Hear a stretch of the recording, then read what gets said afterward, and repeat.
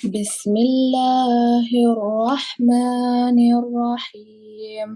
الحمد لله رب العالمين، الرحمن الرحيم، مالك يوم الدين، إياك نعبد وإياك نستعين، اهدنا الصراط المستقيم، صراط الذين أنعمت عليهم غير المغضوب عليهم ولا الضالين. آمين.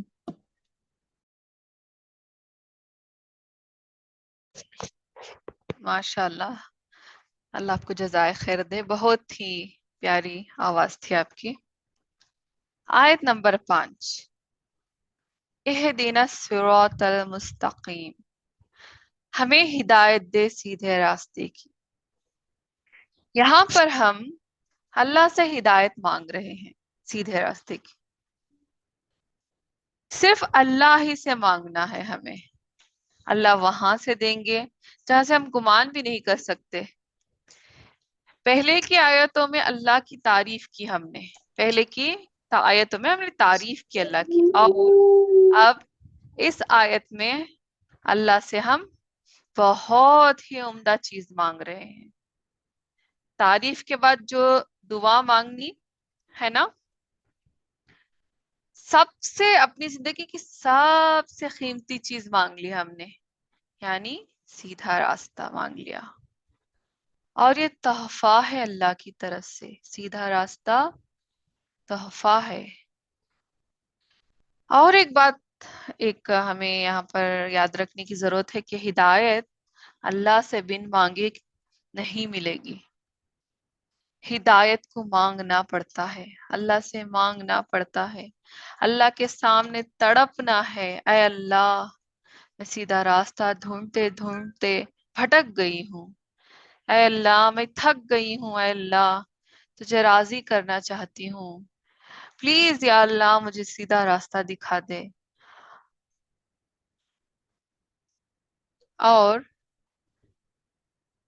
صراط المستقیم کا جو راستہ ہے، وہ راستہ سیدھے پل صراط پر جا کر ختم ہوتا ہے، اس لیے بہت ضروری ہے سیدھا راستہ۔ تو اللہ سے خوب دعائیں کرنی چاہیے کہ اللہ ہمیں سیدھا راستہ دکھائے۔ اللہ نے راستے بنا دیے ہیں، لیکن اپنا اپنا راستہ ہم خود طے کرتے ہیں۔ یہ نہیں کہ ہم جو کر رہے ہیں، اگر ہم نے گناہ کیا تو ہم یہ نہیں کہہ سکتے کہ اللہ نے کروایا، نہیں، اللہ نے راستے بنا دیے ہیں، لیکن ہم خود اپنا اپنا راستہ طے کر رہے ہیں۔ اللہ کی توفیق سے ہم نیکی کے راستے پر چلیں گے تو اللہ سے توفیق مانگنی ہے، اے اللہ ہم بھٹکے ہوئے ہیں، صرف تیری ہی رحمت کا آسرا ہے، یا اللہ ہم سب کو ہدایت کے راستے پر چلا، آمین۔ اگلی آیت ہے صراط الذین انعمت علیہم غیر المغضوب علیہم ولا الضالین۔ ترجمہ، ان لوگوں کے راستے جن پر تو اپنا فضل و کرم کر رہا ہے، ان کے راستے پر چلا، نہ کہ ان کے جن پر غضب کیا گیا اور نہ گمراہوں کے۔ پچھلی آیت میں ہم نے اللہ سے دعا مانگی کہ سیدھا راستہ دکھا، اور اس آیت میں واضح طور پر دعا مانگ رہے ہیں کہ اے اللہ مجھے وہ راستہ دکھا جس پر چلنے سے تیری رحمتیں حاصل ہوں گی، یعنی کہ ان لوگوں کا راستہ جن لوگوں پر تو نے انعام کیا، جن پر تو نے اپنا فضل و کرم کرتا رہا۔ آج کل تو لوگ کہتے رہتے ہیں نا، جو خود کو ماڈرن اور ویل ایجوکیٹڈ ویل سیٹلڈ کہتے ہیں، کہ دیکھو قرآن پر عمل کرنا کتنا مشکل ہے، قرآن پر عمل ہی نہیں کر سکتے اس دور میں۔ ان کے لیے لوگ اگزامپل ہیں کہ دیکھو ان لوگوں نے عمل بھی کیا اور اللہ سے انعام بھی لیا۔ جن لوگوں نے بھی رسول اللہ کی اتباع کی ہوگی وہ ان کے ساتھ ہوگی جن پر اللہ کا انعام کیا ہے۔ فار ایگزامپل انبیاء، شہداء، صالحین کے ساتھ. یعنی کہ جب بھی ہم نیک کام کریں گے، یعنی کہ اس راستے پر چلیں گے، ہدایت کے راستے پر، صحیح راستے پر چلیں گے، تو ہم بھی انبیاء، شہداء، صالحین کے راستے پر چلنے والے کہلائیں گے.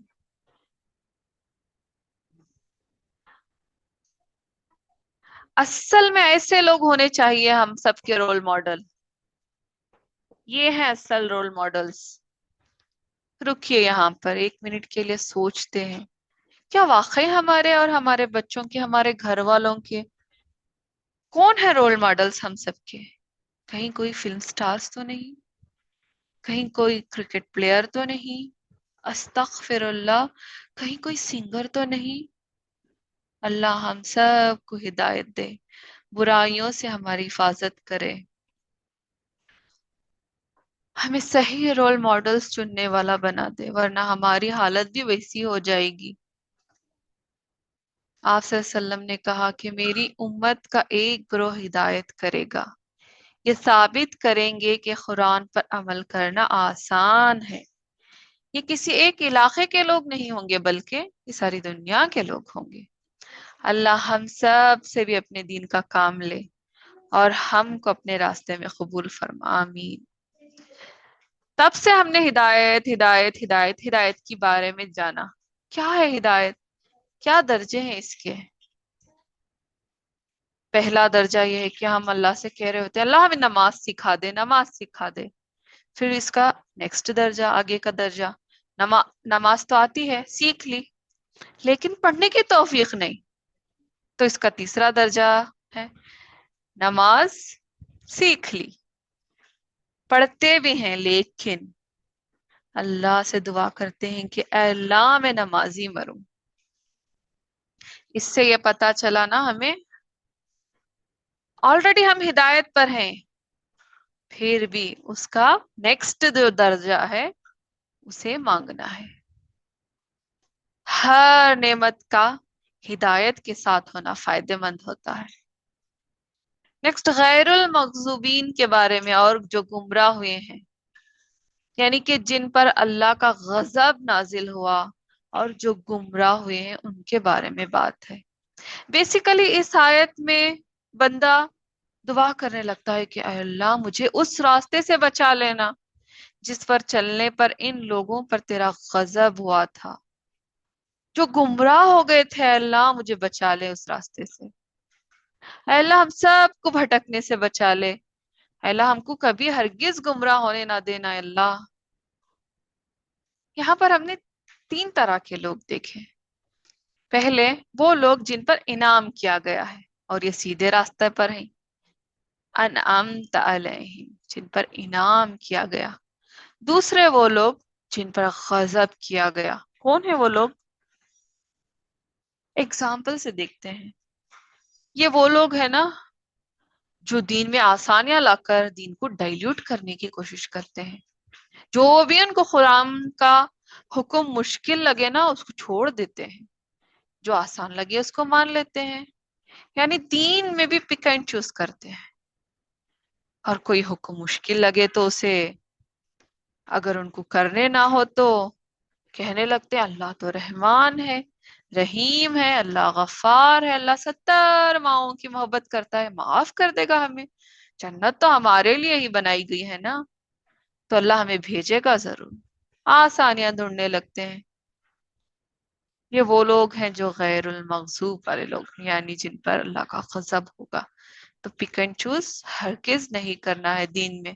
جو بھی اللہ نے حکم دیے ہیں چاہے مشکل ہوں، کرنے کے لیے ہمیں دل نہیں کر رہا ہو، لیکن کرنا پڑے گا کیونکہ یہ میرے رب کا حکم ہے اور وہ بہتر جانتا ہے، وہ حکمت والا ہے، اسے پتا ہے کہ حکم ضروری ہے ہمارے لیے. تیسرے وہ لوگ جو کٹر مسلمان ہیں، اتنا دین کو مشکل بنا دیتے ہیں کہ کوئی اگر ان کو دیکھ لے تو اسلام سے ہی ڈرنے لگ جائے. جو اسلام میں آنا چاہتا ہے وہ بھی ڈر جائے ان کو دیکھ کر، اتنے کٹر مسلمان ہوتے ہیں. دین تو بہت آسان ہے، اور دین میں ایک بیلنس ہونا بہت ضروری ہے. इतनी भी रस्सी ढीली ना दो कि फुल ढीली हो जाए, इतनी भी फुल टाइट ना करो रस्सी को। हमारा दीन बहुत आसान है और हमारा दीन फितरत पर है, इतना भी मुश्किल नहीं है, और दीन इतनी मुश्किल में नहीं डालता हमें। तो एक बैलेंस होना बहुत जरूरी है दीन में। एक्सट्रीमिस्ट नहीं है दीन हमारा, एक्सट्रीम पर नहीं जाता, एक्सट्रीम आसानी की तरफ भी नहीं, एक्सट्रीम मुश्किल की तरफ भी नहीं, एक बैलेंस होना चाहिए। अल्हम्दुलिल्लाह यहाँ पर हमारी पहली सूरत मुकम्मल हुई। अल्लाह का बड़ा एहसान है कि इसने हमसे काम करवाया। थोड़ा हम एक फ्लो में देख लेते हैं ना सूरह फातिहा को पूरा। पहली आयत में क्या किया हमने? पहली आयत में क्या देखा हमने? सब तारीफें अल्लाह के लिए। अल्हम्द, अल्हम्द की तीन मतलब देखें। तारीफ करना दिल की गहराइयों से, दिल से, दिखावे की नहीं, दिल से तारीफ करना, उसका शुक्र अदा करना, उसकी सारी नेमतों पर उसका शुक्र अदा करना। तीसरा, इतनी मोहब्बत है दिल में, इतना शुक्र है तो उसका जिक्र करना, बार बार दोहराना उसका नाम, जिक्र करना। दूसरी आयत में देखिया हमने, जो तमाम जहानों का रब है, रब का मतलब भी जाना ना हमने, जो जर्रे को कमाल तक पहुंचाए। एग्जाम्पल्स भी देखे, बीज को जमीन पर डालकर हम तो आराम से आ जाते हैं, लेकिन हम सब का रब है वो जो उस बीज को पेड़ में, फलदार दरख्त में तब्दील करता है। और तीसरी आयत में देखा, निहायत रहम करने वाला है, बड़ा मेहरबान है। यानी कि दुनिया में हर मुसलमान को, नॉन मुस्लिम्स को, सब पर रहम करता है, लेकिन आखिरत में सिर्फ मुसलमानों पर होगी उसकी मेहरबानियां। आयत नंबर 4 में देखा, रोजे जज़ा का मालिक, यानी कि अल्लाह में, हमारा परवरदिगार तो बहुत इंसाफ पसंद है। जो भी हमने नेकियां की, जो भी गुनाह की, उसकी सजा और जजा उस दिन देकर रहेगा। इंसाफ का तकाजा है, ये अल्लाह की मोहब्बत है, वरना कौन डरता अल्लाह से? कौन डरता? हर एक इंसान गुनाह करता, दूसरों को तकलीफें पहुंचाता, लेकिन अल्लाह के डर से, रोजे जजा के डर से रुका हुआ होता है वो गुनाहों से। आयत नंबर 5 में देखा, सिर्फ तेरी ही हम इबादत करते हैं और तुझ ही से मदद मांगते हैं। यहाँ पर हम आजिजी से अल्लाह से कह रहे हैं, अल्लाह हम सिर्फ तेरी इबादत करते हैं, और अल्लाह तू ही हमारी मदद कर सकता है और कोई नहीं कर सकता। फिर आयत 6 में हम अल्लाह से सीधे रास्ते की तलब कर रहे हैं, सीधे सीधे रास्ते पर चलने के लिए हम अल्लाह से मदद भी मांग रहे हैं, और सीधा रास्ता हमें दिखा करके हम अल्लाह से दुआ भी कर रहे हैं। क्योंकि बिना हिदायत के, हम अगर हिदायत को तलब ना करें, हिदायत की तलब अल्लाह से ना करें, तो हमें हिदायत नहीं मिलेगी। और आखिरी आयत में हम अल्लाह से कह रहे हैं कि अल्लाह हमें उन लोगों का रास्ता चला जिन पर तूने इनाम किए हैं, जिन पर तू अपना फजल और करम करता रहा, और अल्लाह हमें उनके हरगिज रास्ते पर ना चला जिन पर गजब किया गया, और ना ही गुमराहों के। अल्हम्दुलिल्लाह। कुछ आप माइक ले लें।